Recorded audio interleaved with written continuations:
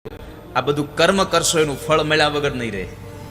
આજ નહીં તો કાલે ફળ મળશે.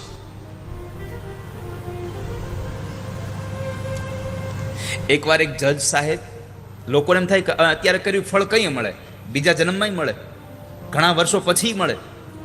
એ તો તમે વાવેલા ફળનું ઝાડ ઉગે ત્યારે થાય ને.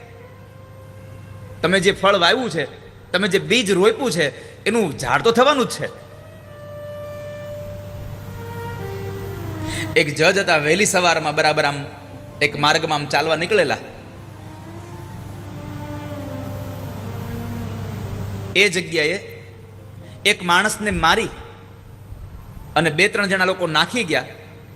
જજ સાહેબે આ બધાને જોયા કે આ તો કોઈ બીજા, પણ જજ હતા એટલે કઈ કોઈને કઈ કહી ન શક્યા, પોતે ચૂપચાપ વહી આવ્યા. પછી તો જેને મારી નાખવામાં આવ્યો હતો એના સગા સંબંધીઓએ કોર્ટમાં કેસ દાખલ કર્યો, બધું કર્યું, ફરિયાદ થઈ, બધા લોકોને પકડવામાં આવ્યા. એમાં જે માણસોએ માર્યો હતો ને એના બદલે એક સાવ નિર્દોષ માણસ હતો, અને એ નિર્દોષ માણસને પકડી અને એના પ્રત્યેના એટલા બધા પુરાવાઓ જમા કર્યા કે એ જ દોષી છે, એ જ ગુનેગાર છે, આવું સાબિત થઈ જાય એટલા પુરાવાઓ. અને કોર્ટમાં જજ સાહેબે જોયેલો માણસ કે આ નિર્દોષ છે, છતાં પણ એને દુઃખ થાય છે કે મારે આજ આને મૃત્યુ દંડ આપવો પડે છે, કેમ કે આણે કાંઈ કર્યું નથી, છતાંય મારે આને મૃત્યુ દંડ આપવાનો છે. પણ સાહેબ એમ કહી દે કે મેં આને જોયો તો આ નહોતો, એ ચાલે નહીં, ત્યાં તો પુરાવાઓ ઉપર બધું આધાર હાલ છે. તો સાહેબને ફરજ હતી એટલે સાહેબે એને દંડ ફટકાર્યો. પણ પછી કીધું કે ભાઈ દંડ તને આપ્યો છે, પણ તું મારી ઓફિસમાં આવજે, મારે તને મળવું છે. પેલા માણસને બોલાવ્યો ઓફિસમાં જઈને પેલો માણસ કહે છે, સાહેબ ખરેખર સાચું કહું છું, આ લોકોએ મારા વિરુદ્ધમાં પુરાવો આપી દીધા, બાકી મને આ વિશે કંઈ ખબર નથી.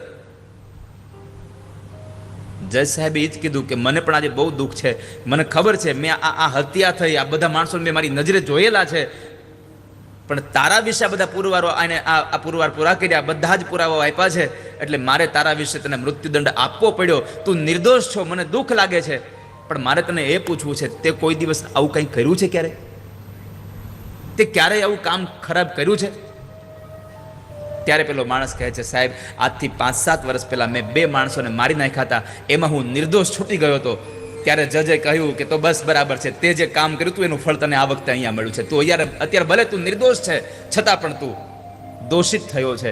તમે આ સંસારમાં જે કામ કરશો એનું ફળ મળ્યા વગર રહેવાનું નથી. માણસ લોભને વશ થઈ અને કેટલું પાપ કરે છે. માટે લોભ ન કરીએ, લોભથી પાપ થઈ રહ્યું છે, ગમે તે વસ્તુનો, પણ લોભ ન કરીએ આપણે ક્યારેય.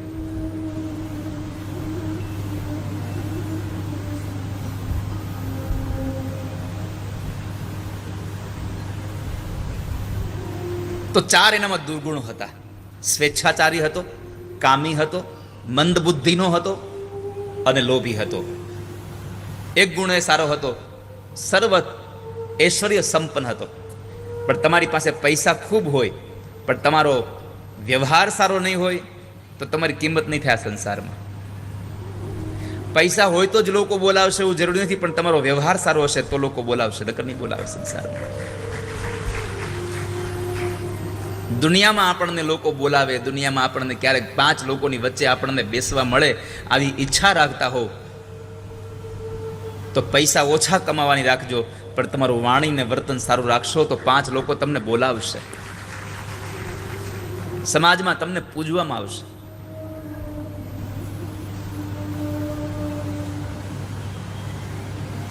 એકવાર એક બ્રાહ્મણની દીકરીના લગ્ન થતા હતા, અને આ સ્વેચ્છાચારી, કામી, લોભી, સત્યવ્રતની ઈચ્છા થઈ, એણે મંડપમાંથી બ્રાહ્મણની કન્યાનું હરણ કરી લીધું, ઉપાડીને લઈ જાય છે.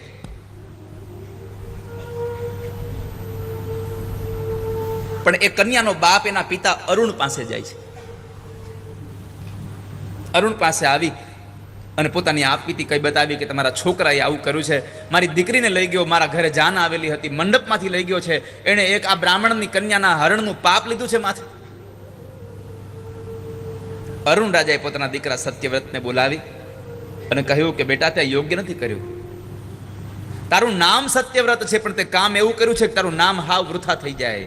પુત્ર માહ વૃથા નામ કૃતમ તે દુષ્કર્મણા. તારું આ દુષ્ટ કર્મણ તારા નામને હાવ નામો નિશાન ભેગું કરી દેશે, ધૂળમાં રગદોળી દેશે. આવું કામ શું કામ કરે છે? પણ બાપને એટલો બધો ક્રોધ આવી ગયો, સીધો જ આદેશ આપી દો કે જા ઘરમાંથી અને મારા નગરમાંથી નીકળી જા. તને મારા ઘરમાં રાખીને મારે મારી કીર્તિને સાવ શું અપયશમાં લઈ જાવી છે? મેં આગળના દિવસે કહ્યું હતું એક વખત તમને કદાચ કે તમારા કુળનું તમારા કલ્યાણ ઈચ્છવું હોય ને ઘરમાં જો કોઈ એક એવો માણસ હોય કે જે તમારા કુળનું કલ્યાણ ન કરતો હોય તો એવા માણસને ત્યાગી દેવો. બીજું, આખા ગામનું સારું થતું હોય ને એકાદો પરિવાર જો અવળો હાલતો હોય તો આખા ગામમાંથી એ માણસના પરિવારને કાઢી મૂકો, ત્યાગી દેવો. રાજ્યનું સારું કરવા માટે કોઈ ગામને મૂકી દેવું પડે તો મૂકી દેવું, અને પોતાના સુખ માટે થઈ અને ક્યારેક પૃથ્વીને પણ છોડવી પડે તો છોડી દેવી જોઈએ માણસ. અહીંયા અરુણે નક્કી કર્યું કે જો સત્યવ્રત મારા ઘરમાં રહેશે તો મારી કીર્તિ છે, મારા વડવાઓથી જે અમારા પરિવારની કીર્તિ, જે અમારી પ્રવાહી પરંપરા હાલી આવે છે, એ પરંપરામાં દાગ લાગશે. એટલે કહી દઉં મારા ઘરમાંથી નીકળી જા, નગરમાંથી નીકળી જા. સત્યવ્રતે કહ્યું હું જાઉં ક્યાં? તો કે તારે જ્યાં જવું ત્યાં જા, ચાંડાલ જેવા કામ કે છો, ચાંડાલની ભેગો રહે જા. પિતાની આજ્ઞાને શિરોમાન્ય કરી સત્યવ્રત નીકળી જાય છે. ચાંડાલ પાસે ગયો, કવચ પહેરીને ગયો છે અને ધનુષ્ય બાણ હાથમાં લઈને ગયો ચાંડાલ પાસે. સમય વ્યતીત થયો. અરુણ રાજાને પોતાના દીકરા પ્રત્યે પ્રેમ જાગ્યો, પુત્રના કલ્યાણની ઈચ્છા થઈ. આ સંસારમાં કોણ એવા મા બાપ હોય જે પોતાના દીકરાનું કલ્યાણ ન કરવા ઈચ્છતા હોય? આ સંસારનો એક પણ મા બાપ એવો નથી જે પોતાના સંતાનોનું સારું કરવા ઈચ્છતો ન હોય. પણ કરુણા એ છે કે જે મા બાપ પોતાના સંતાનોનું સારું કરવા માટે થઈને પોતાની આખી જિંદગી વેડફી નાખે હાવ પાણીમાં, એ જ છોકરાઓ મોટા થઈને પાછા મા બાપની જરાય કિંમત નથી કરતા, એને સુખ નથી આપતા. કરુણા એ છે આ સંસાર. જરા મોટા થાય, ઘરમાં પત્ની આવે, તરત જુદા થઈ જાય. શા માટે?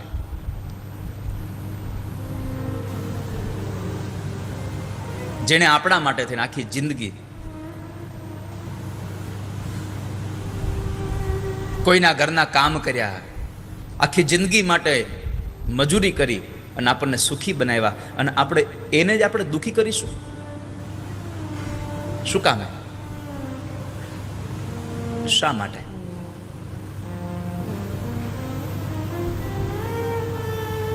સંસારમાં આપણે બહુ બધા એવા લોકોને જોઈએ છે કે જ્યાં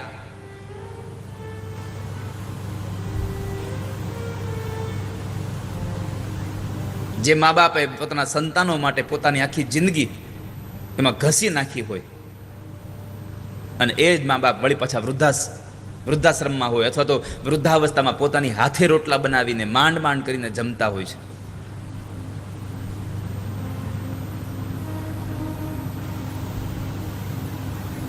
પણ દેવી ભાગવતની કથા સાંભળ્યા પછી મને એવું લાગે કે ક્યારેક ક્યારેક આપણે જે કંઈ દુઃખ ભોગવીએ છીએ ને એ આપણા કર્મનું જ ફળાયેલું આવે છે. આપણા ઘરમાં મંદ બુદ્ધિનું બાળક થાય તો દેવી ભાગવત એમ કહે છે કે જો તમારા ઘરમાં ક્યારેય વેદ મંત્રોનું ગાન નહીં થયું હોય અને તમે ક્યારેય વેદ મંત્રોને સાંભળ્યા નહીં હોય તો તમારી આવનારી જિંદગીમાં તમારે ત્યાં મંદ બુદ્ધિનું બાળક થવાની સંભાવના છે. તમે વિદ્યા અભ્યાસમાં સાચા નહીં ઠરો તો સમજી લેવાનું કે ગયા જન્મમાં આપણે કોઈ દિવસ કોઈને વિદ્યાનું દાન નહોતું કર્યું, એટલા માટે થઈને આપણને આ જન્મે વિદ્યા નથી મળી. આ સમયમાં જેવું તમે કરીને જાઓ છો બધું તમને મળતું રહે છે. શ્રેષ્ઠ કોઈ દાન હોય તો વિદ્યાદાન છે. અન્નદાનને બધાને મહિમા તો અલગ અલગ ગ્રંથોમાં આપ્યો જ છે, પણ તમે તમારી નજરથી ખાલી વિચારો તો તમને ખ્યાલ આવે કે અન્નદાન કરતા, વસ્ત્રદાન કરતા, સુવર્ણ દાન કરતા, ભૂમિદાન કરતા પણ સૌથી વધારે શ્રેષ્ઠ કોઈ દાન હોય તો વિદ્યાનું દાન છે. હું કોઈકને વિદ્યા આપું, કારણ તમે કોઈને અનાજ આપશો તો 2, 5, 10 મહિનાનું આપી શકશો, કપડાં આપશો તો 1-2 વર્ષના આપી શકશો, પણ જો કોઈ છોકરાને ભણાવી ગણાવીને એનો ઘરના છોકરાને સરસ મજાના કામે લગાડી દેશો ને, તો એની પેઢીઓનું અનાજ, એના પેઢીઓના કપડાં, એના પેઢીઓનું એનામાં સોનું, આ બધું જ એ માણસ કમાવીને લાવતો હશે. ત્યારે પુણ્યના ભાગીદાર તમે બની જશો. અને આ પુણ્ય તમને બધાને મળે એના એકમાત્ર હેતુથી અમરેલી અને લાઠીની વચ્ચે તથાસ્તુ વિદ્યાપીઠ બને છે. 40 વીઘાના પરિસરમાં, કે જ્યાં ગરીબોના છોકરાઓ એક પણ રૂપિયો ફી આપ્યા વગર 11-12 સાયન્સમાં ભણે. એક દિવસના યજ્ઞના રાજુભાઈ કેટલા થાય? એટલા થઈ જાય? તમારા જેવા યજમાન હોય તો લાખે થાય, જેનો હાથ જ છૂટો હોય. હું જ્યારે કોઈ જગ્યાએ જાઉં ને મારી હારે હોય ને, એટલે ખીચામાંથી કોઈ દી એક 500 ની 2 500 નોટ નો આપે, આખું બંડલ મને હાથમાં આપીને એમ કે તમારે જેટલા ધરવા એટલા ધરી દો, અહીંયા જેટલા દેવાય દઈ દો. મેં એટલે કહ્યું હતું હંમેશા, મેં ભગવાનને માતાજીને એક જ પ્રાર્થના કરી છે કે મારા ખીચામાં પૈસા ન હોય તો કાંઈ નહીં, પણ મારી આજુબાજુવાળાના ખીચામાં પૈસા એટલા આપજો, હું ગમે ત્યારે માગું તો મળે મને. અને હું તો મારે જ કોઈ દી ઉપાધિ જ નહીં, ગમે એટલી ભીડમાં જાવ તો કોઈ દિવસ ઉપાધિ નહીં. લોકો નથી કહેતા બહુ ગળદી હતી, એમાં અમારો ખીચું કપાઈ ગયું, અમારો મોબાઈલ વહી ગયો. આપણે કાંઈ ઉપાધિ નહીં, ખીચામાં કાંઈ હોય જ નહીં. એ બિચારો હાથ નાખે એટલી વખત એનો સમય બગડે. લઈ જવા જેવું મારી પાસે કામળી હોય તો એ તો હું કોઈને અડવાઈ ન દઉં. અરે હું ન અડવા દે ને પેલા મારી બાજુવાળા નો અડવા દે કોઈ.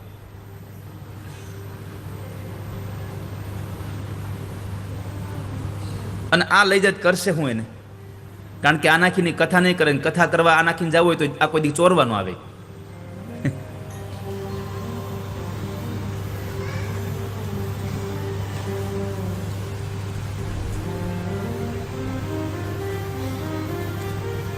મને હમણાં એક દિવસ એવો વિચાર આવતો હતો કે આ કામળી કાઢી નાખવી છે વખત, કંઈક બીજું લઈ આવું છે. ખબર નહીં ક્યારે હો, આ તો ખાલી વિચાર છે, અમલમાં નથી મૂક્યો હજી.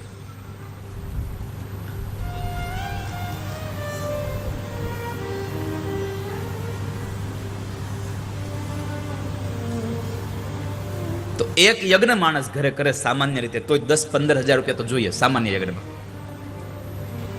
પણ નાનામાં નાનો માણસ એના પોતાના દીકરાઓના જન્મદિવસમાં, પોતાના કોઈ પિતૃઓની તિથિમાં ગમે ત્યારે સારો યજ્ઞ કરાવી શકે એના માટે તથાસ્તુ વિદ્યાપીઠમાં યજ્ઞશાળા બનાવી રોજ ભાગવતજીનો યજ્ઞ થાય. અને એ યજ્ઞમાં માણસ ખાલી 2100 રૂપિયાથી ત્યાંનો યજમાન બની શકે એવી વ્યવસ્થા કરી છે. કોઈ પણ માણસ ગમે ત્યારે લખાવી શકે. નિત્ય યજ્ઞ ભગવાન ભાગવતજીનો થાય, નિત્ય બ્રહ્મ ભોજન થાય, કારણ કે રોજ તમે બ્રાહ્મણોને ઘરે જમાડી ન શકો. નિત્ય બ્રહ્મ ભોજન થાય, નિત્ય ઠાકોરજીનો થાળ થાય, નિત્ય સેવાઓ થાય ભગવાનને.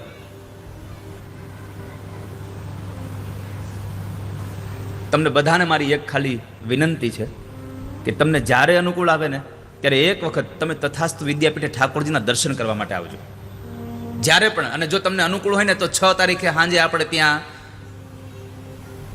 રાસ ગરબા છે જ. અહીંયા 9 દિવસ તમે માતાજી સાથે રમ્યા, એક દિવસ અમારા ઠાકોરજી રમવા આવજો તમે, મીઠોડા ભગવાન હારે અમારા.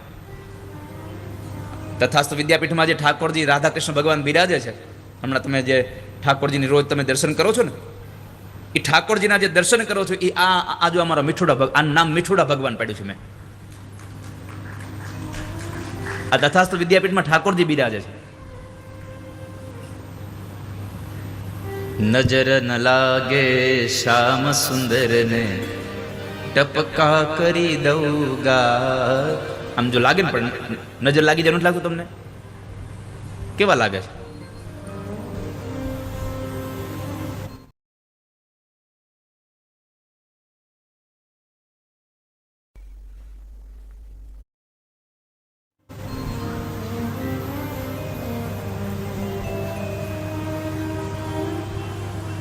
તો વિદ્યાનો યજ્ઞ ચાલે છે, અને એ વિદ્યાના યજ્ઞમાં અત્યારે 2500 લોકોની એક સેવા સ્વીકારવાનો એક ક્રમ બનાવ્યો છે કે 2500 લોકો એવા તૈયાર થાય, 2500 લોકો એવા તૈયાર થાય કે જે ખાલી વર્ષે 11,000 રૂપિયાનું દાન તથાસ્તુ વિદ્યાપીઠને આપતા હોય. અને એના 11,000 રૂપિયામાં અત્યારે તમને ખબર છે કે એક છોકરો 1 વર્ષ માટે ભણે હોસ્ટેલ સાથે, એક છોકરાને, એક ગરીબ છોકરાને ભણાવવાની અથવા એના જમાડવાની સેવા સ્વીકારે. એના માટે એક વિદ્યાર્થી દત્તક લઈ અને એક 365 લોકોનો પરિવાર નિર્માણ કરવાનો નિર્ણય કર્યો કે જેને પરમાત્માએ સદલક્ષ્મી આપી છે. એવા માણસો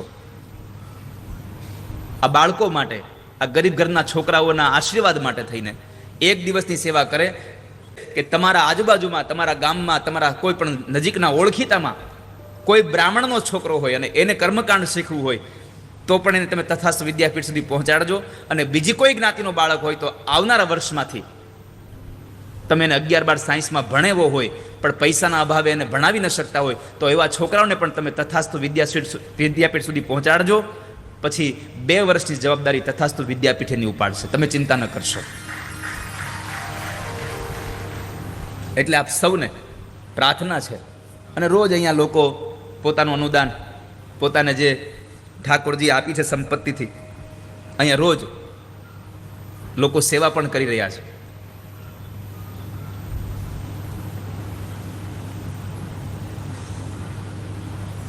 તો દીકરાઓનું કલ્યાણ કરવા એના પિતા અરુણને ઈચ્છા થઈ, જંગલમાં તપ કરવા વયા ગયા. અને જ્યારે 12 વર્ષની તપશ્ચર્યા કરવા માટે ગયા ત્યારે અહીંયા અધર્મ થયો. રાજા ન હોય એટલે અધર્મ થાય. રાજા ન હતો એટલે કોણ ચલાવે? તો અધર્મ થયો. અને અધર્મને લઈ અને ઇન્દ્રએ 12 વર્ષ સુધી વરસાદ ન વરસાવી દીધો.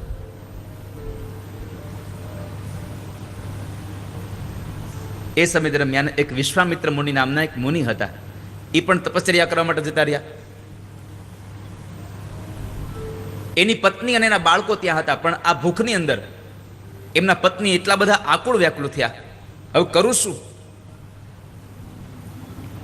મારા દીકરાઓ ભૂખે મરે છે. ઘરે ઘરે જઈને ભીખ માગવાનું કે પણ ભીખ આપે કોણ? જંગલના માર્ગે નીકળે છે. પતિની ગેરહાજરીમાં અને ગ્રહસ્થાશ્રમમાં ધન વગર સ્ત્રી દુઃખી બહુ હોય.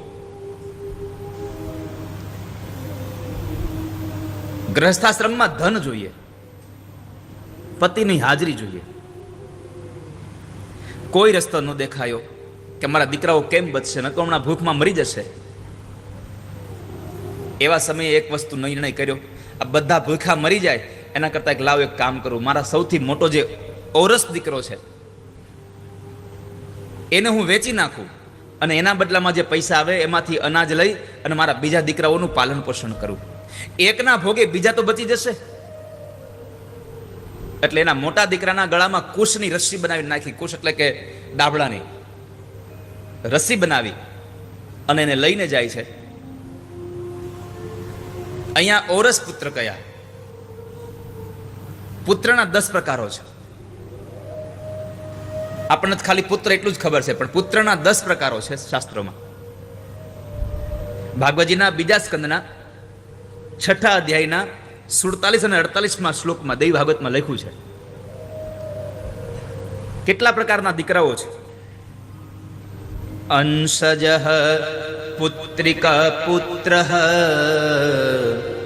ક્ષેત્રજો ગોલકસ્તથા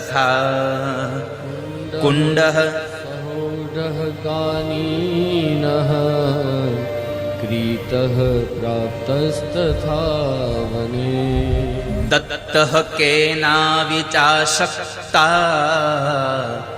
ધનગ્રાહી સુતા સ્મૃતા ઉત્તરોત્તરતઃ પુત્રા નિકૃષ્ટા ઇતિ નિશ્ચયઃ. શાસ્ત્રોમાં 10 પ્રકારના દીકરાઓ બતાવ્યા છે. એમાં અંશજ નામનો એક દીકરો કહેવાય, જે માતા પિતાના પોતાના અંશમાંથી જે ઉત્પન્ન થયો હોય એને આત્મજ હોય એને અંશજ કહેવાય. પુત્રિકા પુત્ર, દીકરો ન થયો હોય સંસારમાં પણ દીકરી થઈ હોય, એ દીકરીના લગ્ન કરે અને એ દીકરીના લગ્ન થયા પછી એ દીકરીના સંસારમાં જે દીકરો થાય અને એ દીકરાને પોતાના ગોદ લે એને પુત્રિકા પુત્ર કહેવાય. પછી ક્ષેત્રજ, આપત્તિના કાળમાં કોઈ અન્ય પુરુષથી, પોતાના પતિ સિવાયના કોઈ પુરુષથી જે ઉત્પન્ન થયો હોય એ ક્ષેત્રજ કહેવાય. ગોલોક, ગોલક એટલે પતિની ઉપસ્થિતિમાં પણ કોઈ પર પુરુષથી જે પુત્ર થયો હોય એને ગોલક કહેવાય. કુંડ પુત્ર પરણતી વખતે સગર્ભા હોય અને પછી એને જે સંતાન થાય એને કુંડ પુત્ર કહેવાય. સહોઢ લગ્ન પહેલા કન્યા સગર્ભા હોય અને પછી એ જ પુરુષ સાથે લગ્ન કરે અને તેના ઘરે બાળકને જે જન્મ આપે એને સહોઢ કહેવાય. કાનીન કુમાર અવસ્થામાં જ જન્મેલા પુત્રને એટલે કે પિતાના ઘરે છુપીથી જે સ્ત્રીએ પોતાના દીકરાને જન્મ આપ્યો છે એને કાનીન કહેવાય. ક્રીત ધન આપીને કોઈની પાસેથી દીકરો લીધો હોય એને ક્રીત કહેવાય. વન પ્રાપ્ત કોઈએ વનમાં ત્યજી દીધેલી અને કોઈએ સ્વાભાવિક પ્રાપ્ત થયેલો પુત્ર. કોઈ સંતાનને કોઈએ જંગલમાં છોડી દીધું હોય અને પછી એ કોઈને સ્વાભાવિક રીતે પ્રાપ્ત થઈ જાય તો એને વન પ્રાપ્ત કહેવાય. અને દત્ત પુત્ર એટલે કે પાલન પોષણની અશક્તિમાં કોઈ સુખી માણસને કોઈ સંપન્ન માણસને પોતાનો દીકરો ધનના લોભમાં વેચી નાખે અને એના જે પૈસા લઈને પછી જે લોભી માણસ ધનવાળો માણસ છે એ જે પુત્રને પામે એ દત્તવત પુત્ર કહેવાય. આવા 10 પુત્રોની યાદી દેવ ભાગવતમાં બતાવી છે. તો વિશ્વામિત્રના એ પત્નીએ એના મોટા દીકરાના ગળામાં રસ્સી બાંધી અને લઈ ગયા અને પછી જ્યારે જંગલમાં જાય છે, જંગલમાં ફરે છે, ત્યારે જંગલમાં સત્યવ્રત જેને અરુણ એના પિતાએ કાઢી મૂક્યો હતો એ સત્યવ્રતની સાથે એની મુલાકાત થાય છે અને કહ્યું કે આમ કેમ ફરો તમે, આટલા દુઃખી કેમ દેખાવ છો? વિશ્વામિત્રના પત્નીએ કહ્યું કે મહારાજ આ દુષ્કાળ પડે છે, અયોધ્યામાં રાજા છે નહીં, જઈએ તો કોની પાસે જઈને અમે રોઈએ અને અત્યારે આ દુષ્કાળમાં અમારા છોકરાઓ ભૂખે મરે છે એટલે મારા અન્ય દીકરાઓ ભૂખા મરે નહીં એટલા માટે હું અમારા મોટા દીકરાને વેચવા માટે નીકળી છું અને આના બદલામાં કોઈ ધન આપો, અમારા ઉપર થોડીક દયા કરો, અમારા ઉપર થોડી કૃપા કરો. એવા સમયે સત્યવ્રત રાજાએ કહ્યું કે તમે આને વેચવા ન જાઓ, તમે આવું ન કરશો. કાલથી તમારા આશ્રમની બાજુમાં જે વૃક્ષ છે એ વૃક્ષની ડાળીએ રોજનું તમારું ભોજન, રોજનું અનાજ ત્યાં પહોંચી જશે. તમે જમવાની ચિંતા ન કરતા, અમારું સત્ય વચન છે, તમને જાઓ, હું તમને જમાડીશ. રાજાના કહેવાથી ઋષિ પત્નીએ પોતાના મોટા દીકરાના ગળામાંથી પેલી કુશની દોરી કાઢી નાખી. ગળાના ભાગે એને દોરીથી બાંધ્યો હતો એટલે વિશ્વામિત્રનો એ સૌથી મોટો દીકરો, એનું નામ હતું ગાલવ. ગાલવ નામના ઋષિ બન્યા, મહાતપસ્વી બન્યા. ગળામાં બાંધ્યું એટલે એનું ગાલવ થયું, મહાન તપસ્વી બન્યા. વશિષ્ઠ મહારાજ અયોધ્યાની નગરીનું રક્ષણ કરતા હતા.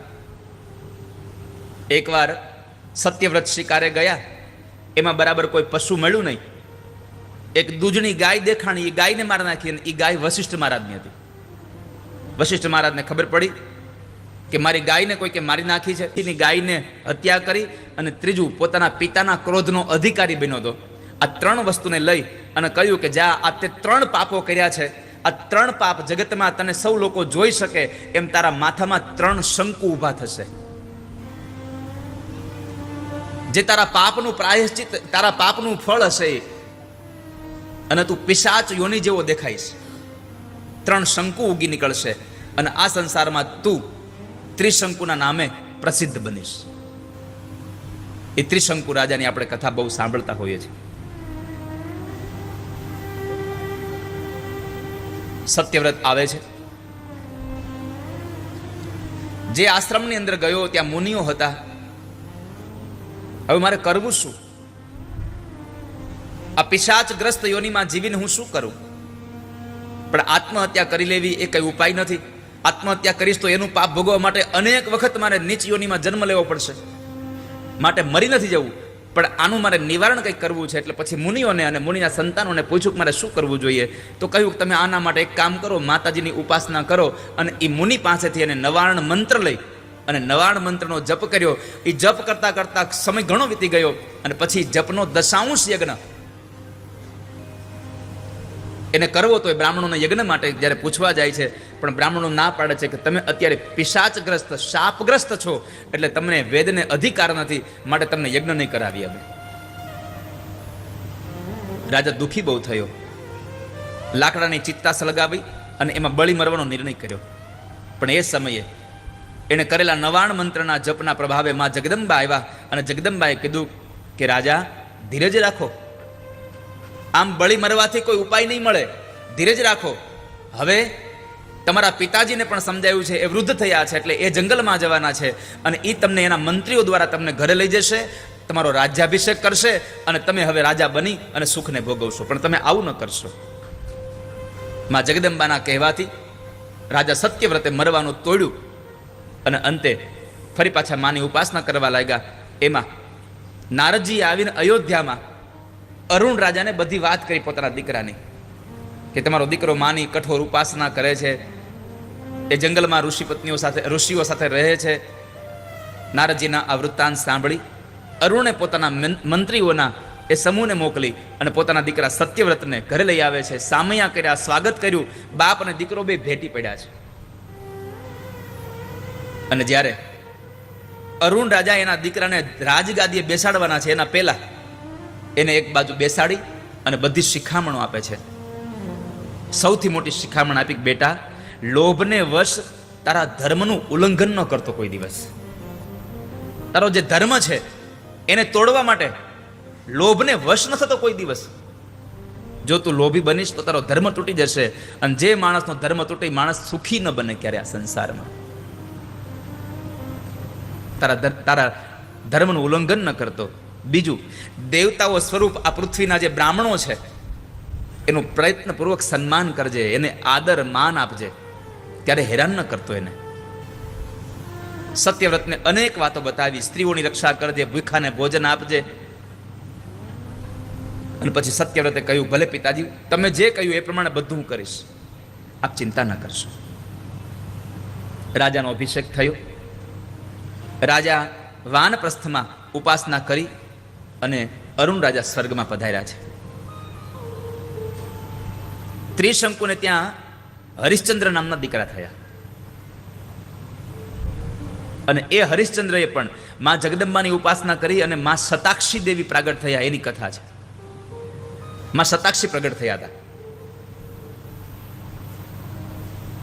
ત્રિશંકુને ઈચ્છા હતી કે દુનિયામાં લોકો મરીને સ્વર્ગમાં જાય છે, મારે સદેહ જવું છે, મારે આ શરીર સાથે સ્વર્ગમાં જવું છે, હું શું કરું? વશિષ્ઠ બાપજીને કીધું, બાપજી મને કોઈ એવો યજ્ઞ કરાવો કે જેને લઈ અને હું આ દેહ સાથે હું સ્વર્ગમાં જાઉં. વશિષ્ઠ બાપજીએ કીધું કે આ તો ખોટી વાત છે, સદેહે સ્વર્ગમાં જવું દુર્લભ છે બહુ, અને તમે અત્યારે આ બધા શાપથી ભોગવાયેલા છો, હું તમને યજ્ઞ નહીં કરાવું. ત્રિશંકુએ કીધું કે તમે નહીં કરાવો તો હું બીજા ગમે તેની પાસે કરાવેલીશ, મારે સ્વર્ગમાં જવાની ઈચ્છા છે. વશિષ્ઠને ક્રોધ આવ્યો, ફરી પાછો શ્રાપ આપ્યો કે તું મારી આજ્ઞાનું અને મારું અપમાન કરી રહ્યો છે, માટે હું શ્રાપ આપું છું, જા તું ચાંડાલ બનીશ. ચાંડાલ બનવાનો શ્રાપ આપતાની સાથે તત્ર તેન શરીરેણ બભુવ સ્વપચાકૃતિ કુંડલેશ્મમયેવાપી જાતે તસ્ય ચ તત્. અને એ જ સમયે ત્રિશંકુ રાજાનું શરીર ચાંડાલ જેવું થઈ ગયું.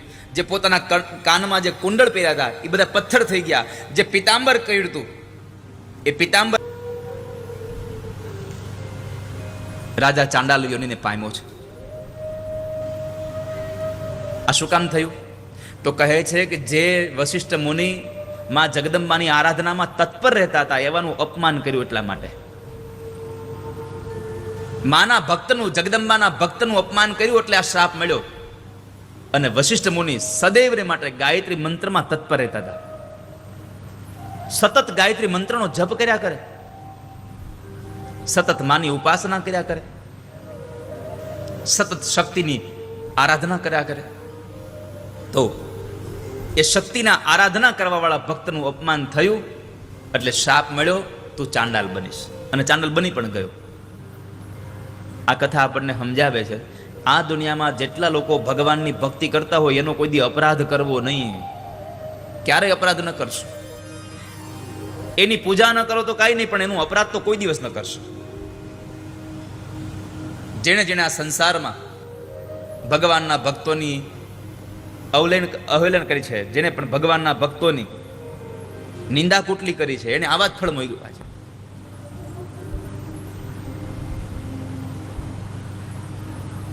આ દુનિયામાં હજી પણ ભગવાનના ભક્તોની નિંદા કરવાવાળા જતા નથી. તમે અહીંયા બેઠા હોય, તમને એમ લાગે તમારા માટે કોઈ કઈ બોલતું નહીં હોય. તમે અહીંયા કથા સાંભળી સાંભળીને પાપ ધોઈ રહ્યા છો. ઘણા બધા લોકો તમારી પાછળ ત્યાં બેસીને કેટલી બધી પ્રકારની વાતો કરતા કરતા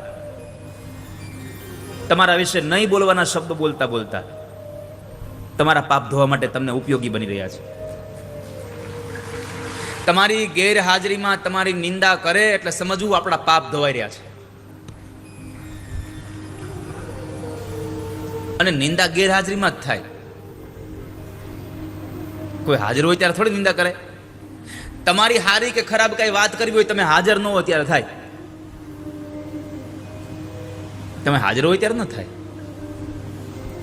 તાલા બધા બેનો સત્સંગમાં બેઠા અને એમાં મારી જેવા કોઈ આવીને કીધું કે તમે કેમ બેઠા છો, વાતો કઈક વાતો કરો. એકમાં જે જવાબ હોય કે બધી અહીંયા હાજર છે, કોની કરવી? બધી અહીંયા બેઠ્યું છે, કોની વાત કરવી? કારણ કે નિંદા કરવી હોય તો માણસ ગેરહાજર હોવો જોઈએ. તમારે તમારા પાપ ધોવા હોય ને તો ક્યારેક બહુ બધા લોકોની વચ્ચે બેઠા હોય ને એ ચાલુ સભામાં તમે નીકળી જાવ. પછી તમારા જે પાપ ધોવાનું ત્યાં ચાલુ થાય એની વાત જ જવા દો. તમે બેઠા હોય ત્યાં તો તમને આમ જુઓ, ચણાના ઝાડ ઉપર ચડાવે. ઘણાને તો એટલી બધી કોઈક નામ હવા ભરતા આવડે, જેમ આપણે ગાડીના ટાયરમાં હવા ભરીએ ને એટલી હવા ભરે પછી આમ તમે એનો વાલગોળો કાઢ નાખો ને અંદરથી તોય હવા નો નીકળે, એટલી ભરી દીધી હોય. દુનિયામાં બહુ બધા લોકો આવા છે. ઘણા તો એટલું આમ હોય કડવું, પણ બોલે એટલું મીઠી રીતે ને આપણને ડાયાબિટીસ થઈ જાય, શુગર આવી જાય, આપણે ઇન્સ્યોરન્સ લઈને જવું પડે.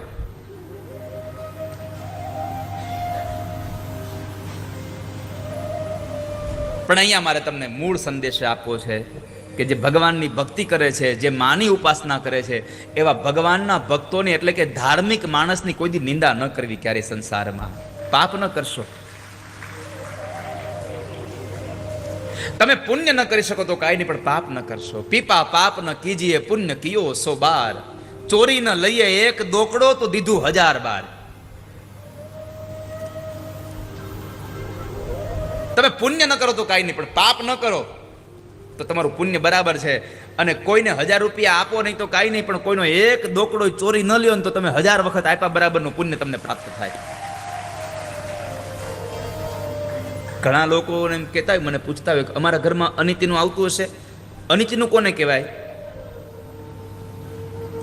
તો એટલું યાદ રાખજો કે તમે જે જગ્યાએ કામ કરો છો, તમારા કામ કરવાની 8 કલાકની નોકરી છે, એ 8 કલાકમાંથી અડધો કલાક તમે વાતો કરવામાં પસાર કરી નાખી, જે કામ સિવાયની વાતો કરી છે એ અડધી કલાકનો તમે પગાર લીધો, તો તમારા ઘરમાં અનિતિનું પગાર આવ્યો છે. યાદ રાખજો. તમારા હક સિવાયનું કાંઈ પણ આવ્યું એટલે અનિતિનું છે. અને અનિતિનું આવે એટલે એ નીતિનું હારે લઈને જ જાય, એમને એકલું જાય જ નહીં. છાણ નીચે પડે એ ઉપાડો એટલે ચપટી ધૂળ આવે ને આવે છે. એમ અનિતિનું તમારા ઘરમાં ધન આવે, એ જ્યારે ઘરમાંથી નીકળે ત્યારે એ અનિતિની હારે નીતિનું જાય જ, સંશય જ નથી એમાં. પરમાત્માને પ્રાર્થના કરી, ઠાકોરજી નીતિનું ઓછું આપજો, પણ અનિતિનો 1 રૂપિયો લઈ લેવો નહીં કોઈનો. આવી વિચારધારા અમને આપજો. અમારા ઘરમાં અનિતિનું કાંઈ ન આવે. કારણ કે અનિતિનું જ્યારે ઘરમાં આવે ત્યારે વિચાર બગડે છે, માણસનું મગજ બગડે છે, મન બગડે છે. અને આ બધું બગડવા પછી આપણું જીવન બગડી જાય છે. હાવ જીવન એળે વયું જાય છે. માટે તમે આપ સૌને પ્રાર્થના છે મારી, ક્યારેય પણ અનિતિનું આવે નહીં ઘરમાં. કોઈનો આપણે ક્યારેય પણ દ્વેષ ન કરીએ, કોઈને પ્રત્યે પણ આપણે રાગ ઈર્ષા ન કરીએ. ત્રિશંકુના શ્રાપ મળ્યો, ઘરે ન ગયા. કારણ કે હવે આ યોનિમાં હું આવા શરીર સાથે ઘરમાં જાઉં તો ઘરના લોકો પણ મને ધિક્કાર કરશે. ચાલતા ચાલતા વનમાં ગયા, ત્યાંથી ગંગાના ઘાટ ઉપર ગયા. હરિશ્ચંદ્ર રાજાને ખબર પડી કે મારા પિતાજીને વશિષ્ઠ બાપજીનો શ્રાપ મળ્યો છે, એટલે એમણે પણ મંત્રીઓને મોકલીને કીધું કે તમે ઘરે આવી જાઓ. પણ સત્યવતે એક સંદેશો મોકલાવ્યો એના દીકરા હરિશ્ચંદ્ર માટે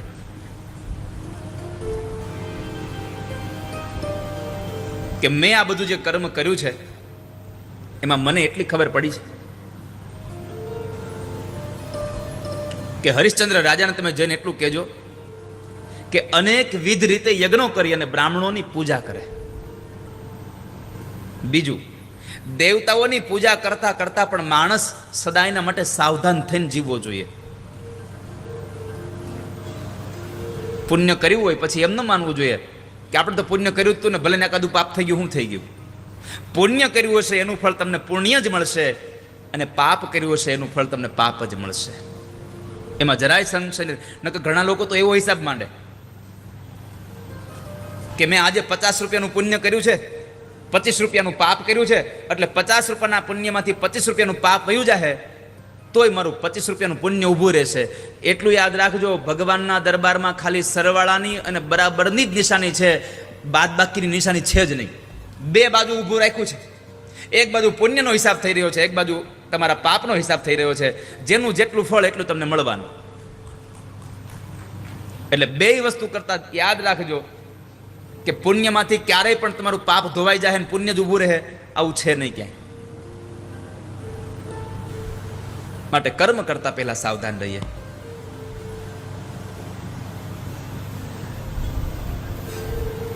પિતાજીનો સંદેશો સાંભળ્યો, અને સંદેશો સાંભળ્યા પછી રોજના માટે પોતાના પિતાજીનું સ્મરણ કરી અને પોતે જીવન જીવે છે. પોતાના પિતાએ કહેલી આજ્ઞાનું પાલન કરે છે. બ્રાહ્મણોની સેવા કરે, બ્રાહ્મણોની પૂજા કરે, પોતાના પિતૃઓ રાજી થાય એના માટેનું કામ કરે છે. એમાં હરિશ્ચંદ્ર રાજાને સંતાન ન હતું, અને સંતાન વગરની સંપત્તિ ગમે તેટલી હોય પણ એ સંપત્તિ તમને સુખ ન લેવા દે. તમને કોઈ વ્યક્તિનો અજંપો સુખ ન લેવા દે. ઝવેરચંદ મેઘાણીજીએ 3 શબ્દોમાં લખ્યું છે, 3 શબ્દો કીધા છે. એક પ્રેમીથી વિયોગ.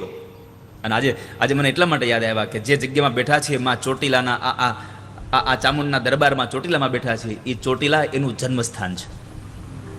ઝવેરચંદ મેઘાણીજીનું જન્મસ્થાન છે. અહીંયા કદાચ હું માનું ત્યાં સુધી મને સંદેશો મળ્યો ત્યાં સુધી કે અહીંયા એક સરસ મજાનું મ્યુઝિયમ બનાવ્યું છે. એમની સ્મૃતિમાં સરકારે સરસ મજાનું મ્યુઝિયમ બનાવ્યું છે. એનું જે જન્મસ્થાન છે એને પણ રિનોવેશન કર્યું છે, કે જેણે આટલી સરસ મજાની આપણને કથાઓ, આટલી મોટી ગાથાઓ આપી છે. ખાલી ઘરમાં બેસીને લખી નાખ્યું એમ નહીં, એક એક પ્રદેશમાં ફરી ફરીને એ માણસે અનુભવી અને આપણને સારી સારી વાતો આપી છે. સૌરાષ્ટ્રની રસધાર, એના ગ્રંથને વાંચો ક્યારેક.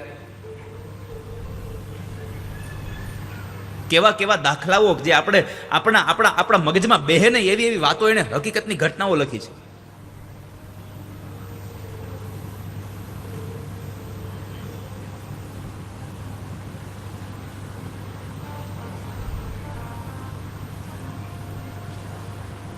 ત્રણ વસ્તુ એને પોતાના અનુભવમાંથી કીધી કે 3 વ્યક્તિઓને ક્યારેય ચેન ન પડે. એક, પોતાના પ્રેમી હોય એના માણસથી જ્યારે જુદો પડેલો માણસ, પ્રેમીના વિયોગમાં જે માણસ હોય એને ચેન ન પડે ક્યારે. બીજું, જેની માથે લેણું બહુ થઈ ગયું હોય, કરજ બહુ થઈ ગયું હોય એને ચેન ન પડે ક્યારે. અને એક ત્રીજું, જેના મનમાં વેર જાગ્યું હોય કોઈના પ્રત્યે, એને કોઈ દી ચેન ન પડે આ સંસારમાં. આ 3 વ્યક્તિઓને ચેન ન પડે. ન રાત્રે નિંદર આવે, ન દિવસે ભૂખ લાગે, ન કોઈ કામ સૂજે. આ 3 વ્યક્તિ.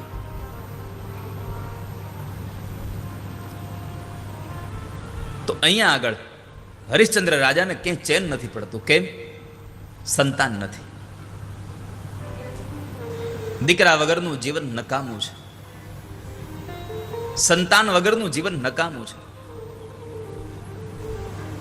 પછી એને કહેવામાં આવ્યું કે તમારે સંતાનની પ્રાપ્તિ જોઈતો તે કામ કરો, વરુણદેવની ઉપાસના કરો, એ તમને પુત્ર આપશે. હરિશ્ચંદ્ર રાજાએ વરુણદેવની ઉપાસના કરી. વરુણદેવ પ્રસન્ન થયા. વરુણદેવે કહ્યું કે હું તમને પુત્ર આપું, પણ એક શરતે. શું? જે દીકરો આપું એને જ તમારે મારા યજ્ઞમાં બલિ કરીને ચડાવી દેવાનો. તો હરિશ્ચંદ્ર રાજાએ કીધું કાંઈ વાંધો નહીં, દીકરા વગરનું સાવ મરીએ, વાંજિયા મરીએ, એના કરતા તો દીકરો આવી ભલે મરી જાય, પણ કહેવા તો થાય દીકરો હતો એમ. ભલે મહારાજ તમે કહેશો એમ કરીશું. વરુણદેવે વરદાન આપ્યું. સમયાંતરે એને ત્યાં દીકરો થયો, અને એ દીકરાના જ્યારે જન્મ થયો એટલે તરત વરુણદેવ બ્રાહ્મણના રૂપમાં આવી અને હરિશ્ચંદ્ર રાજાને કીધું કે તમે મારું ઈચ્છિત સંપન્ન કરો, મેં તમને દીકરો આપ્યો. હરિશ્ચંદ્ર રાજાએ કીધું કે બાપજી, મેં શાસ્ત્રમાં એવું સાંભળ્યું છે કે હઈ તો આને વિધાતાના લેખે નથી લખાણા. હજી આનો કોઈ કર્મ નથી થયું, આનો કોઈ સંસ્કાર નથી થયો.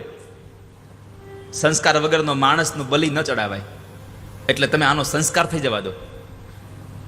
કઈ વાંધો નહીં, ત્યારે આવીશ. સંસ્કારનો દિવસ આવ્યા. વરુણદેવ ફરી પાછા આવ્યા. ફરી પાછું બહાનું આપ્યું, કારણ પુત્ર હતો નહીં અને હવે પુત્ર થયો. આ સંસારમાં પુત્રમાં કોને પ્રીત ન હોય, કોને મોહ ન હોય. ગમે તેવો દીકરો હોય પણ મા બાપને એમાં પ્રેમ હોય ને હોય જ. તો હરિશ્ચંદ્ર રાજાએ ફરી પાછું કીધું કે હજી નામકરણ સંસ્કાર નથી થયું ને નામ વગરની બલિ ચડાવીએ તો એ યોગ્ય નથી, અધિકાર નથી. એને એનું નામકરણ સંસ્કાર થઈ જવા દો. નામકરણ સંસ્કાર સુધીની મુદત આપી. વળી પાછા એ સમયે એ જ દિવસે આવ્યા, ઉત્સવ ઉજવાતો હતો. તો આણે વળી પાછું કીધું હરિશ્ચંદ્ર રાજાએ કે બાપજી તમે આવ્યા છો ને તમે તો બધા જ વેદના જ્ઞાતા છો, તમને બધું જ્ઞાનની ખબર છે, પણ આ યજ્ઞમાં બલિદાન દેવા માટે આને હજી દાંત નથી આવ્યા. દાંત વગરના પશુની બલિ ન હોય કોઈ દિવસ. આમને આમ વાયદાઓ આપ્યા કરે છે.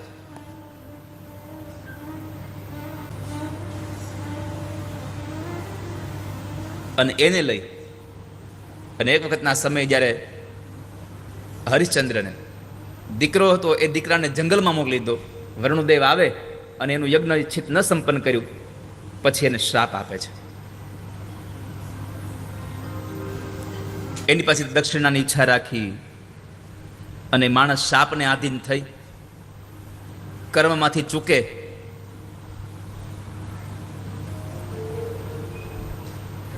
અને એવો એને છેતરવામાં આવ્યો. એની સાથે કપટ થયું રાજા સાથે કે રાજ્ય બધું દાનમાં લઈ લીધા પછી દક્ષિણા બાકી રહી. રાજ્ય દાનમાં લઈ લીધા પછી દક્ષિણા બાકી રહી, કારણ કે દાન અને દક્ષિણા બે અલગ છે. એટલે તમે જુઓ, બેનો 11 રહે, પછી દ્વાદશના દિવસે, 12ના દિવસે, અથવા તો આપણા ઘરે કોઈ એવું કામ હોય એના પછીના દિવસે આપણે કોઈ બ્રાહ્મણના અથવા તો મંદિરમાં જઈ અને આપણે સીધું આપીએ, એને દાન કહેવાય. પણ એના પછી દાન આપ્યા પછી 11 રૂપિયા પણ આપણે આપીએ ને એ દક્ષિણા કહેવાય. માટે દાન, તમારા ઘરે કોઈ બ્રાહ્મણ જમે, કોઈ સંતો જમે, ત્યારે એને જમાડ્યા પછી અવશ્ય ભલે તમે ₹1 જ આપો, પણ ₹1 પણ તમારે દક્ષિણા એને આપ્યા વગર જમ્યા પછી જવા ન દેવા જોઈએ ક્યારે. સંતો ભોજન કરવા બેસે તો એને પણ આપવા, બ્રાહ્મણો ભોજન કરે તો એને દક્ષિણા આપવી. આપણી જે પણ ક્ષિતિ છે, આપણા પર ભગવાને જે સ્થિતિ આપણને આપી છે એ પ્રમાણે પણ આપ્યા વગર કોઈ દિવસ જવા ન દેવા ક્યારે. દાન પછી દક્ષિણાનો મહિમા બહુ છે.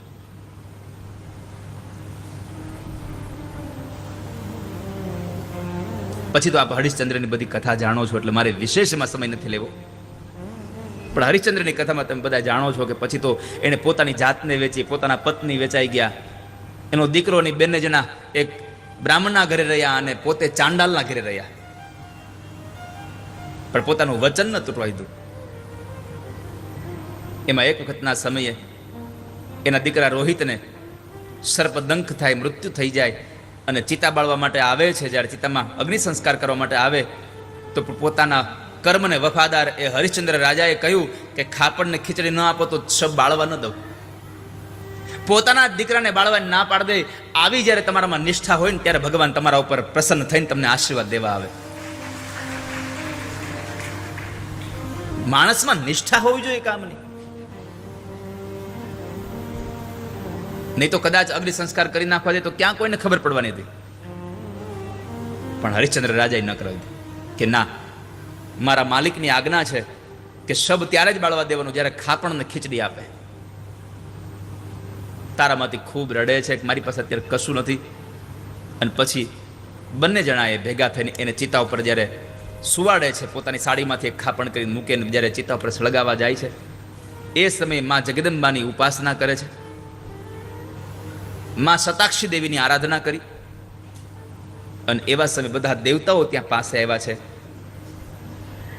અને પછી માં જગદંબા પ્રગટ થયા અને જગદંબાએ માએ હરિશ્ચંદ્ર રાજાને આશીર્વાદ આપી અને એના દીકરા રોહિતને સજીવન કર્યો. રોહિતને સજીવન કરી અને આશીર્વાદ આપ્યા. જન્મે જે પ્રશ્ન કર્યો કે બાપજી, આ દેવી જે પ્રગટ થયા એનું નામ શતાક્ષી કેમ થયું? એ દેવીનું નામ શતાક્ષી કેમ થયું? શતાક્ષીનો એક અર્થ છે 100 આંખો.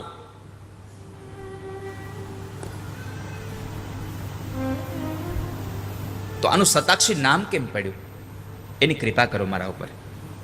કહે છે કે પ્રાચીન કાળમાં હિરણ્યાક્ષના વંશમાં રૂરનો પુત્ર એક દુર્ગમ નામનો એક દૈત્ય જન્મેલો. દુર્ગમ નામનો દૈત્ય હતો અને એમણે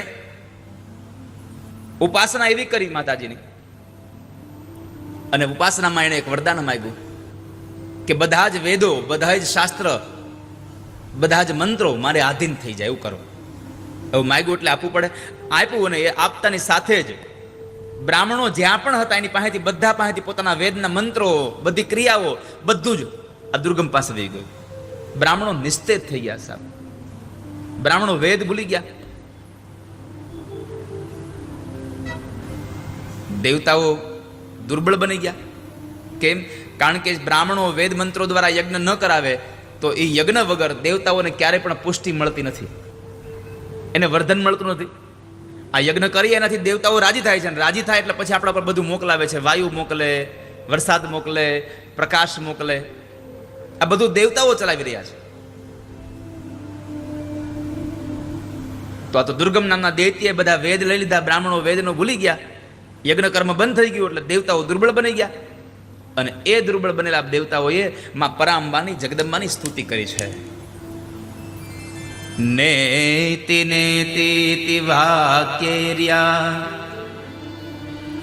બોધ્યતે સકલાગમૈઃ तां सर्वकारणां दे। छत्तीसगढ़ की धरती पर ऐसे अद्भुत स्वरूप एक शमी वृक्ष सर्वभावेन सन्नता। સર્વભાવેન સન્નતા. સંપૂર્ણ આગમ શાસ્ત્ર નેતિ નેતિ આ વચનોથી જેમનું જ્ઞાન કરાવે છે એવા સર્વ કારણ સ્વરૂપિણી હે મા જગદંબા ભગવતી, અમે તમારા શરણાગત છીએ, અમે તમારા શરણે આવ્યા છીએ, તમે અમને ઉગારો. બ્રાહ્મણોની સ્તુતિથી માં પ્રસન્ન થયા. દેવ અને બ્રાહ્મણોને માતાજીએ સાંત્વના આપી અને કહ્યું કે તમે ચિંતા ન કરો, હવે એ દુર્ગમ પાસેથી એ બધા વેદોને લઈ આવવાનું કામ મારું છે. પછી માતાજીએ દુર્ગમ નામના દૈત્ય સાથે યુદ્ધ કરવા ગયા છે. બ્રાહ્મણો અને દેવો માં જગદંબાની સ્તુતિ વંદના કરે છે. માએ હાથમાં શાક, સ્વાદિષ્ટ ફળ, ફૂલ પ્રદાન કર્યા. જમવા માટે નાનાવિધ અન્ન, કામ્યક રસોથી ભરેલા પદાર્થો ભોજન માટે માં જગદંબાને આપ્યા. એટલે એ માનું નામ થયું શાકંભરી. માએ શાકનું ભોજન કર્યું એટલે શાકંભરી નામ થયું માનું. પછી માતાજી દુર્ગમ દૈત્ય સાથે યુદ્ધ કરવા ગયા. અનેક શસ્ત્રોથી ભીષણ યુદ્ધ થયું અને એ ભીષણ યુદ્ધમાં માતાજીના શરીરમાંથી અત્યંત ઉગ્ર એવી શક્તિઓ બહાર પ્રગટ થઈ ગઈ છે. કેટલી શક્તિઓ!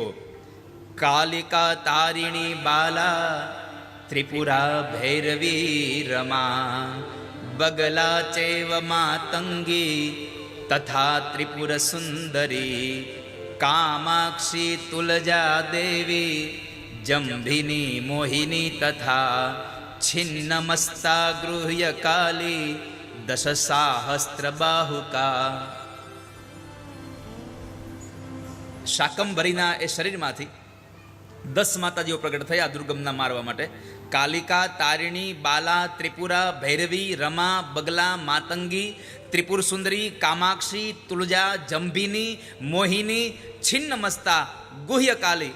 આ 10,000 હાથવાળી દેવીઓ ત્યાંથી ઊભા થયા. પછી એ દેવીઓના 16 હાથ બન્યા. ત્યાર પછી એના 32 હાથો હતા. એમાં એક 64 અનંત દેવીઓ બની છે. અને એ બધી દેવીઓના હાથમાં અસ્ત્ર અને શસ્ત્ર ધારણ કર્યા છે. 64 દેવીઓનું પ્રાગટ્ય થયું, જેને આપણે તમે 64 જોગણી કહીને બોલાવો છો. એ 64 દેવીઓનું પ્રાગટ્ય થયું. આ બધી દેવીઓ 10,000 હાથવાળી. પેલા 16 દેવી ઉત્પન્ન થઈ, પછી એમાંથી 32 થયા, 32 માંથી 64 બન્યા. અને બધાના હાથમાં અસ્ત્ર શસ્ત્રો છે. દુર્ગમ દૈત્ય સાથે યુદ્ધ થયું માતાજીનું. આટલા વિકરાળ સ્વરૂપને ધારણ કર્યા પછી પણ દુર્ગમ નામના એક દૈત્યને મારવા માટે માતાજીને 10 દિવસ યુદ્ધ કરવું પડ્યું હતું. 10 દિવસના યુદ્ધમાં દુર્ગમ દૈત્યની અક્ષોહિણી સેનાઓનો નાશ કર્યો માતાજીએ. અને પછી પોતે જ્યારે માતાજીની સામે લડવા માટે આવ્યો છે, માતાજીને 5 મુખવાળું બાણ માર્યું. માતાજીએ 5 મુખવાળું એક બાણ માર્યું. અને 5 મુખમાં માતાજીએ 4 જે બાણના મોઢા હતા એનાથી દુર્ગમ નામના દૈત્યના જે ઘોડા હતા એના મસ્તક કાપ્યા. એક જે બાણ વધ્યું એનાથી એના સારથીને માર્યો. પછી માતાજીએ 2 બાણ ફરી પાછા માર્યા. પેલા દુર્ગમના નેત્ર વીંધી નાખ્યા, 2 બાણથી હાથ કાપી નાખ્યા, 1 બાણથી એની ધ્વજા કાપી નાખી. 5 બાણ મારી અને માતાજીએ વક્ષસ્થળને બાળ્યું. અને રુધિરમાં વહન કરતો કરતો માતાજી સામે એ દુર્ગમ નામનો દૈત્ય જ્યારે મૃત્યુ પામ્યો અને એ દુર્ગમ દૈત્યને માર્યો, એટલે એ માં જગદંબાનું નામ પડ્યું છે દુર્ગા. દુર્ગાનું પ્રાગટ્ય થયુંનું કારણ દુર્ગમ નામના દૈત્યને માર્યો છે. દુર્ગમા સુરહંત્રિત્વાદ દુર્ગેતિ મમ નામયઃ. ગૃહણાતિ ચક્ષસાક્ષીતિ માયામ ભિત્વા વ્રજત્યસૌ. અને એ જ દુર્ગા, એ જ શતાક્ષી દેવી તરીકે આ સંસારમાં પૂજાતા થયા. અને પછી શક્તિપીઠોની સ્થાપનાની કથા છે. હિમાલયને ત્યાં માં જગદંબા પાર્વતીનું પ્રાગટ્ય થાય એની કથા છે. અનેક એવી કથાઓ દુર્ગમ નામના દૈત્યને માર્યો. માં શતાક્ષી બન્યા, માં દુર્ગા બન્યા. પછી વ્યાસજીએ રાજા જન્મેજયને માં જગદંબાના શરીરોમાંથી એના ટુકડા જ્યાં જ્યાં પડ્યા ત્યાં ત્યાં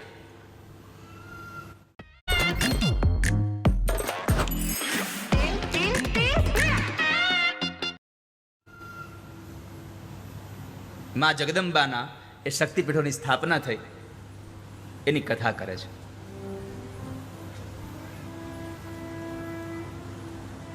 આ શક્તિપીઠોની સ્થાપનામાં માતાજીનું અંગ પડે, પણ આ ક્યાં માતાજીનું અંગ? અને હિમાલયની ત્યાં ગૌરી થઈને આવ્યા એ માતાજી કોણ? તો દક્ષ પ્રજાપતિના જે દીકરી ભવાની હતા એ ભવાનીની કથા છે. કારણ કે એક કથાને મારે તમને સમજાવવા માટે બીજી આગળની કથા કહેવી જ પડે તો જ થાય. જેમ ડોક્ટરો દવા આપે એમાં સવારમાં પહેલી વહેલી આપણને એસિડિટી ન થાય એની દવા આપે. કઈ આપે? પેન્ટાપ્રાઝોલ. આપણને એ ફિક્સ હોય તો પછી એની અસર તમને ખબર પડે, પછી એનો મહિમા ખબર પડે. તો અહીંયા ગૌરીની કથા કરવા માટે માં જગદંબાની ઉપાસના કરવા માટે હિમાલયને ત્યાં જે માં જગદંબા પ્રગટ્યા, એ કોણ હતા? તમે કહ્યું કે શક્તિપીઠોની સ્થાપના થઈ આ પૃથ્વી ઉપર, તો એ શક્તિપીઠોની સ્થાપના કેમ થઈ? બાપજી મને કથા સંભળાવો. ત્યારે ભગવાન વેદવ્યાસ જન્મેજય રાજાને કહે છે કે રાજા સાંભળો, એક વખતના સમયે દક્ષ પ્રજાપતિ જ્યારે પ્રજાનો નાયક બન્યો અને એ પ્રજાના નાયક બન્યા પછી સભાને બોલાવવામાં આવી. સભામાં બધા બેઠા છે, ભગવાન શંકર પણ બેઠા હતા. પણ ભગવાન શંકર એને ખબર નહોતી કે દક્ષ આવે છે એટલે ઊભા નહોતા થયા. એટલે દક્ષને જરા ક્રોધ આવ્યો હતો. અને આ સંસારનો નિયમ છે કે પદ પ્રતિષ્ઠા મળે પછી તમને તમારું ગમતું ન થાય એટલે ક્રોધ આવ્યા વગર રહી નહીં. ગમે તેમ કરો, થાકી જાવ તોય ન એ તમે છૂટી ગયા. કોઈ માણસ એમ કે દુનિયામાં મને ક્રોધ આવતો જ નથી, સમજવાનું આ હાવ ખોટો માણસ છે.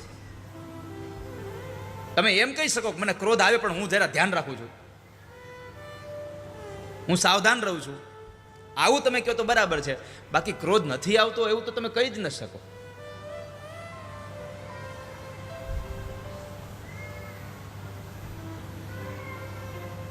દક્ષ પ્રજાપતિને ક્રોધ આવ્યો.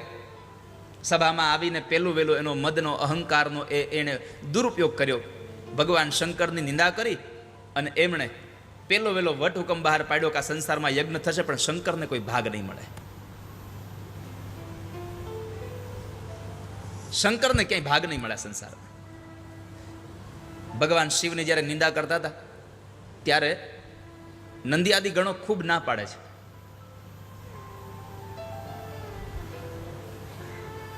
ખૂબ સમજાવે છે પણ સમજ્યા નહીં. સામસામા શ્રાપ દેવાયા છે.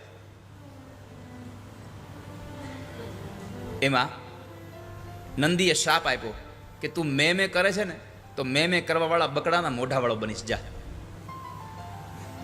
આવો શ્રાપ મળી ગયો. અને એ શ્રાપને લઈ પછી ભગવાન શંકરને થયું કે અહીંયા તો બહુ વાતાવરણ તીવ્ર થઈ ગયું છે, નીકળી જઈએ. એટલે ભગવાન શંકર પોતાના આખા ગણને લઈને ભગવાન કૈલાસમાં જતા રહ્યા. શંકર ભગવાન કૈલાસમાં ગયા, પોતાના પત્નીને કંઈ કીધું નહીં. આ કથા અત્યારના બધા જ આ વર્તમાન સમયમાં જેટલા શંકર બની ગયા છે ને એના માટે છે.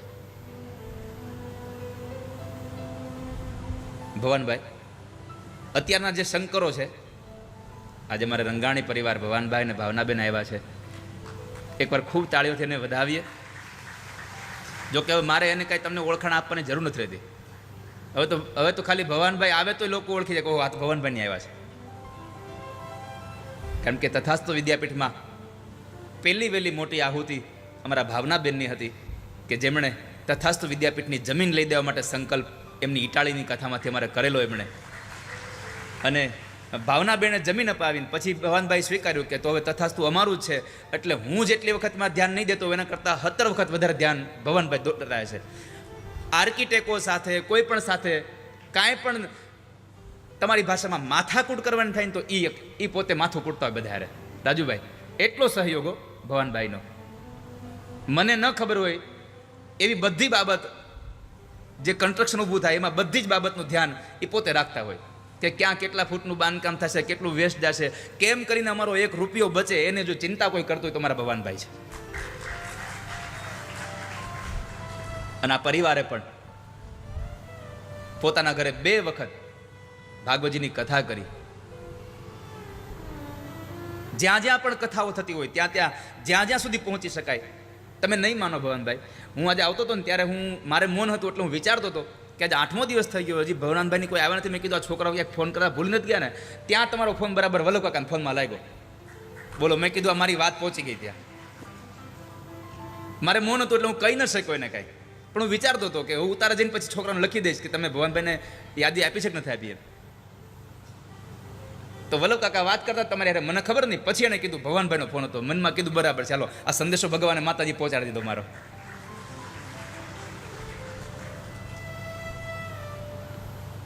જ્યારે જ્યારે આવી કથાઓ હોય નજીકમાં, ત્યારે ત્યારે જેટલા લોકો નજીકમાં હોય, જે જોડાયેલા બધા છે, એની બધાની સ્મૃતિ વારે વારે કરતો હોઉં. અને મારી ભાવના એ હોય કે તમે બધા આવશો તો તમને કથા મળશે. બાકી તમને બધાને ખબર છે કે મારો અંગત કોઈ સ્વાર્થ તમારી પાસે ક્યારેય રહ્યો નથી. ક્યારે બસ તમે આવો એ જ મારો સ્વાર્થ છે.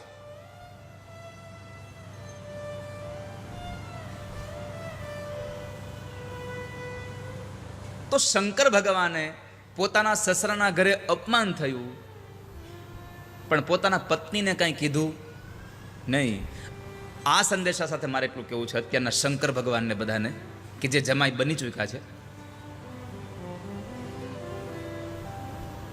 જેને જે સિરીઝના સંબંધો લાગી ગયા છે, એને બધાને મારે એટલું કહેવું છે કે તમે ત્યાં જાઓ અને તમારી સરભરામાં થોડુંક કંઈક ઓછા વધતું રહે તો એનો ક્રોધ ઘરે આવીને પછી તમારે તમારા ઘરના ઉપર કાઢવો નહીં. કારણ કે એણે ફોન નહોતો કર્યો કે આને આસન આપતા નહીં, આને પાણી ઠંડુ આપતા નહીં, આવું એણે કાંઈ નહોતું કીધું.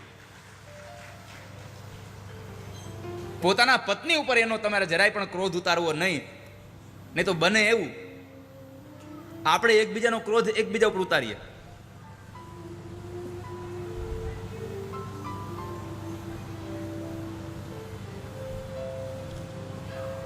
એકબીજાનો ક્રોધ ઉતરે જ એકબીજા ઉપર.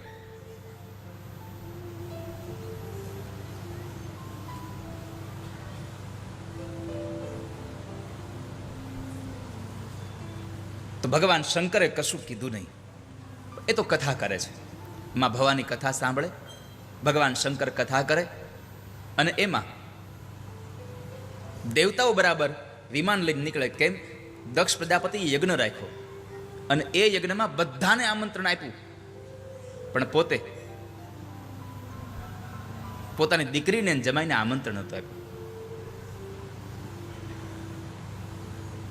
ભગવાન શંકરનું અપમાન કરવા માટે આ દક્ષ યજ્ઞ કરે છે.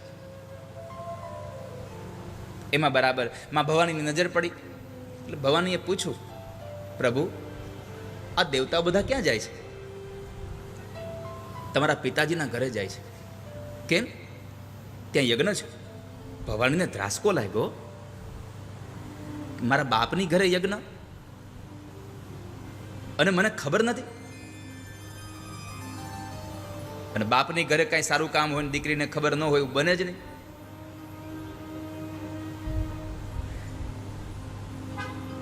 આવું કેમ થયું?